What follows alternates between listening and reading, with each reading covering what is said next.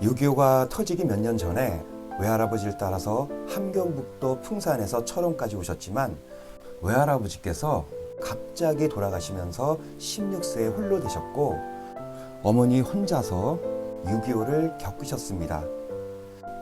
그리고 23세의 아버지를 만나셨으나 고생만 죽도록 하셨습니다.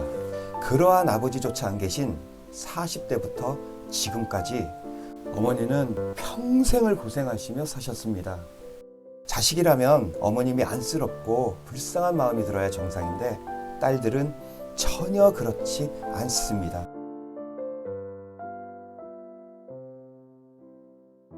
어머니께서 의정부에 계시는 5년 동안 한 달에 한 번씩은 꼭 찾아뵙고 저녁에 식사하면서 놀다가 그날은 자고 다음날 오후에 나옵니다. 그날도 음식을 주문해서 어머니와 같이 식사하면서 이야기하던 중에 갑자기 전기압력밥솥은 얼마면 살 수 있냐고 하시면서 밥솥 사러 가자고 하셨습니다. 그래서 집에 있는 전기압력밥솥을 보며 왜요? 밥이 잘 안 돼요? 라고 여쭈니 고장이 났다고 합니다. 그래서 이리저리 살펴보니 정말로 보온도 안 되고 작동이 전혀 안 되더군요. 오래 사용했기 때문에 고장이 난 것 같았습니다. 그래서 언제 고장 났냐고 여쭈니 일주일이 넘었다고 하셨습니다. 그래서 밥을 어떻게 해서 드셨냐고 여쭈니 냄비에 해서 드셨다고 합니다. 보온이 안 되는데. 그리고 남아있는 식은 밥은 냉장고에 넣어놨다가 물에 끓여 드셨다고 합니다. 아니 진작 말씀하시지 왜 전화를 안 하셨어요? 어머니는 내가 오면 같이 사러 가려고 하셨답니다. 큰딸이 알고 있냐고 여쭈니 큰딸에게 밥솥이 고장났다고 하니까 처음에는 사서 밥하시라고 했답니다. 그래서 어머님이 어디서 사는지 모르겠다고 하시니 그럼 냄비에 밥해 드시라고 했답니다. 밥해 먹으라고 했겠죠. 그래서 어머니는 좀 있으면 아들이 올 테니 그때 사야겠다고 생각하셨답니다. 그렇게 말씀하시는 어머니 얼굴을 뵈면서 가슴이 터질 듯이 화가 밀려왔습니다. 하이마트 같은 전자제품 파는 곳이 바로 옆에 있는 것도 아니고 저 역시 오프라인에서는 어디서 파는지도 잘 모릅니다. 그런데 90이신 어머님이 어디에 가셔서 사오시겠어요? 저렴한 것은 10몇만 원밖에 안 합니다. 사드리기 귀찮아서일까요? 아니면 돈이 아까워서일까요?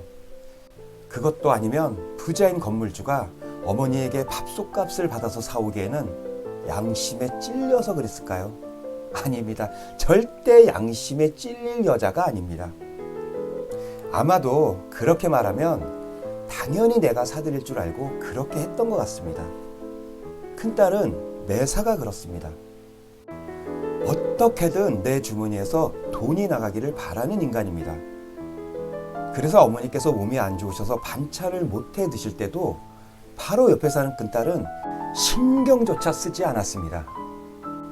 그래서 반찬도 내가 매주 사서 보내드렸고 건강식품, 생수, 물통, 냄비, 발 조격기 등등 생활용품에서 하다못해 설거지할 때 쓰는 수세미까지 전부 제가 사드렸습니다.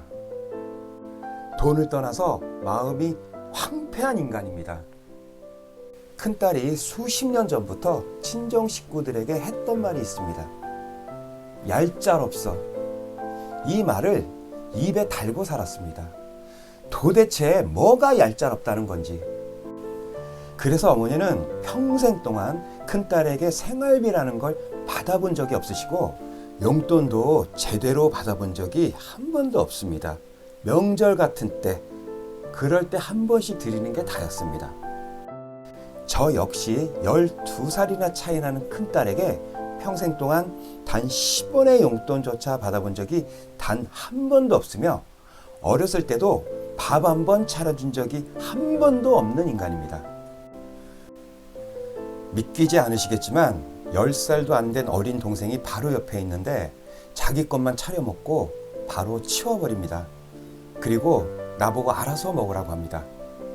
어머니께서 밥을 차려주시지 않는 이상 큰딸과 같이 밥을 먹은 적이 한 번도 없으며 밥상을 차려주거나 하다못해 라면 한 번 끓여준 적이 단 한 번도 없습니다.